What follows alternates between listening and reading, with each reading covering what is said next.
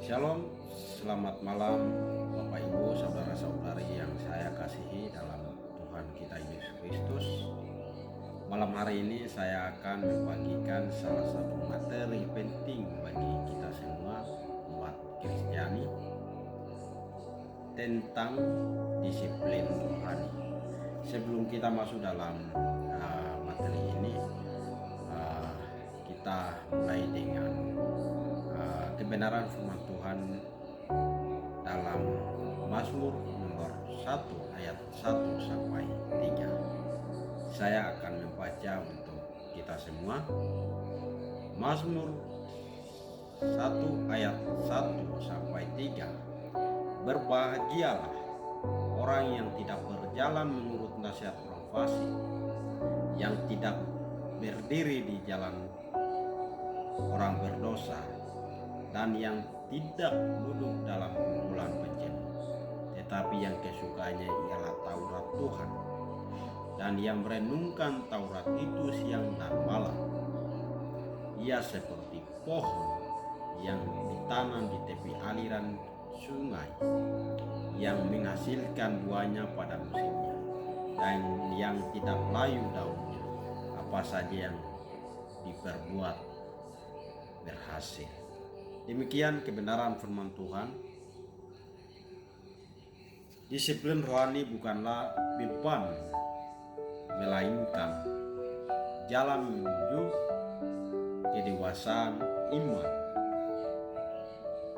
Seseorang Kristen yang memiliki disiplin rohani adalah orang yang menjadikan Tuhan pusat kehidupannya, bukan hanya dalam perkataan, tetapi dalam kebiasaan sehari-hari. Mazmur nomor 1 ayat 1 sampai 3 menggambarkan kehidupan seorang yang berdisiplin secara rohani. Hidupnya tertanam kuat di dalam firman Tuhan dan berbuah pada waktunya, dan dia melakukan kehendak-kehendak Tuhan dalam setiap kehidupannya, dan dia memiliki kedewasaan rohani. Maka itu, pertanyaan bagi kita adalah bagaimana cara disiplin rohani dalam setiap kehidupan kita. Mari kita masuk dalam poin yang pertama. Poin yang pertama adalah untuk melakukan kedisiplinan atau kedewasaan dalam iman kekristenan adalah menjaga diri dari pengaruhnya. Mari kita fokus dalam ayat yang pertama. Di situ katakan bahwa berbahagialah orang yang tidak berjalan menurut nasihat orang fasik. Disiplin rohani dimulai dari keteguhan hati untuk menjaga diri dari pengaruh jahat dan menjauhi segala kejahatan dan pengaruh-pengaruh jahat ini yang menjauhkan kita dari Allah. Dunia menawarkan banyak hal yang tampak menyenangkan, tetapi membawa kita jauh dari kebenaran firman Tuhan. Orang yang berdisiplin rohani memilih berjalan dalam kehendak Allah, bukan mengikuti arus dunia. Jadi, kalau kita tanamkan nilai-nilai kejahatan dalam setiap kehidupan kita, malah hubungan kita dengan Tuhan semakin menjauh, dan kita tidak bisa dipakai oleh Roh Kudus karena perbuatan-perbuatan kita. Tanda orang yang berdisiplin rohani tidak sembarang meninggal, tidak mudah ikut arus, dan hati-hati dalam pergaulan. Kalau orang yang disiplin rohani, dia tidak boleh sembarang jalan, dia tidak boleh bergaul dengan pemabuk, dia tidak boleh bergabung dengan orang yang suka cerita orang lain atau gosip. Dia tidak boleh bergabung dengan orang yang melakukan kejahatan-kejahatan. Tetapi dia harus ikut kehendak-kehendak Allah. Maka istri katakan berbahagia kalau dia melakukan hal-hal itu dan menjauhi segala hal apapun, maka ia mendapatkan kebahagiaan yang sesungguhnya. Maka itu aplikasi untuk kita, refleksi untuk kita adalah, apakah kita masih sering lebih mendengarkan suara dunia daripada suara Tuhan? Itu yang kita harus pikirkan. Poin yang kedua adalah mencintai dan merenungkan firman Tuhan itu siang dan malam. Kita fokus pada ayat yang kedua. Di situ katakan bahwa kesukaannya ialah Taurat Tuhan, dan yang merenungkan Taurat itu siang dan malam.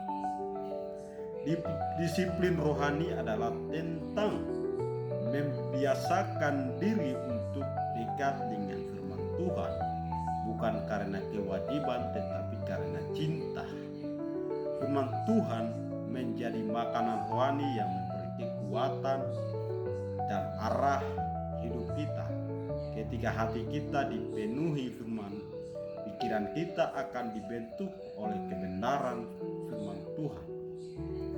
Kalau kita melakukan kebenaran firman Tuhan dan kebenaran firman Tuhan itu menjadi sarapan, menjadi makanan kita sehari-hari, maka kehidupan kita semakin berubah, semakin diberkati oleh kebenaran Tuhan. Orang yang disiplin rohani tidak hanya membaca Alkitab, tetapi juga merenungkan kebenaran firman Tuhan itu dan menyimpannya dalam hati dan menghidupi kebenaran firman Tuhan itu dalam tindakan yang nyata.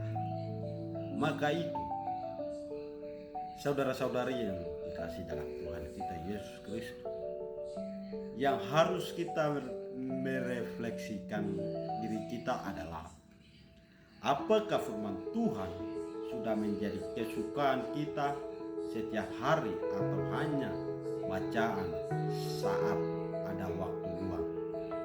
Itu yang kita harus pikirkan. Dan kita harus menjadikan firman Tuhan ini seperti makanan sehari-hari kita. Maka dengan itu kita semakin hari semakin diberkati oleh Tuhan.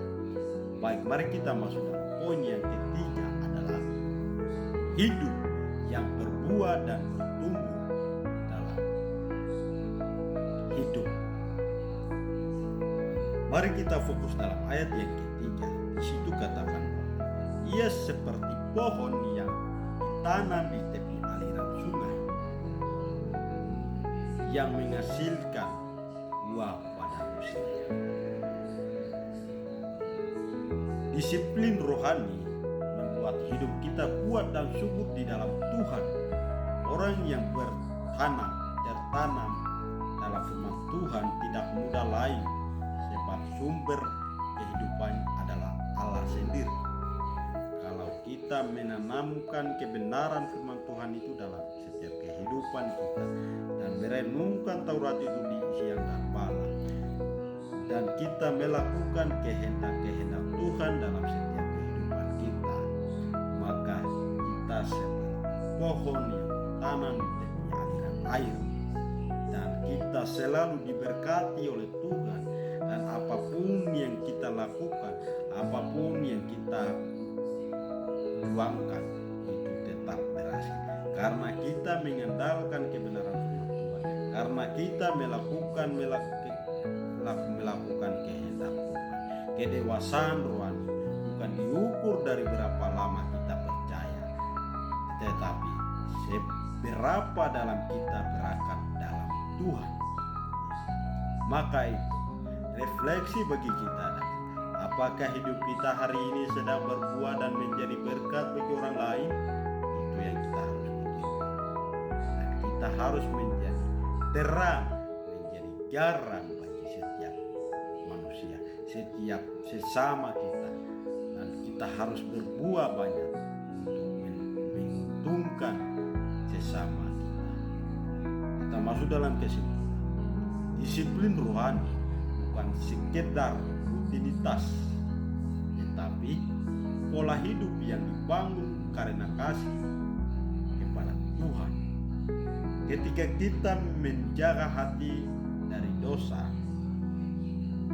mencintai firman, dan hidup dalam persekutuan dengan Tuhan, maka hidup kita akan seperti pohon yang ditanam di tepi aliran air, dan ia tidak pernah layu, tetapi ia berbuah di setiap saat. Kedewasaan rohani tidak tumbuh dari kebetulan, tetapi dari disiplin yang dijalankan dengan kasih dan kesetiaan kepada Tuhan. Kalau kita melakukan segala sesuatu dan mendasarkan kebenaran firman Tuhan itu dalam setiap aktivitas kita, maka apapun yang kita lakukan, apapun yang kita juangkan akan tetap berhasil. Salah satu ilustrasi bahwa setiap mahasiswa yang ada di kota Rantau, kalau dia benar-benar datang tujuannya untuk kuliah, dan dia dalam perkuliahan itu dia mengandalkan Allah, mengandalkan kebenaran firman Tuhan, dan dia meminta pertolongan kepada Tuhan, maka apa yang dia perjuangkan itu berhasil. Oleh karena dia mendasarkan kebenaran firman Tuhan dalam setiap kehidupannya, ia merenungkan kebenaran dalam setiap kehidupannya, dan firman itu menjadi dasar bagi setiap kehidupannya, maka apapun yang dia lakukan selalu berhasil. Demikian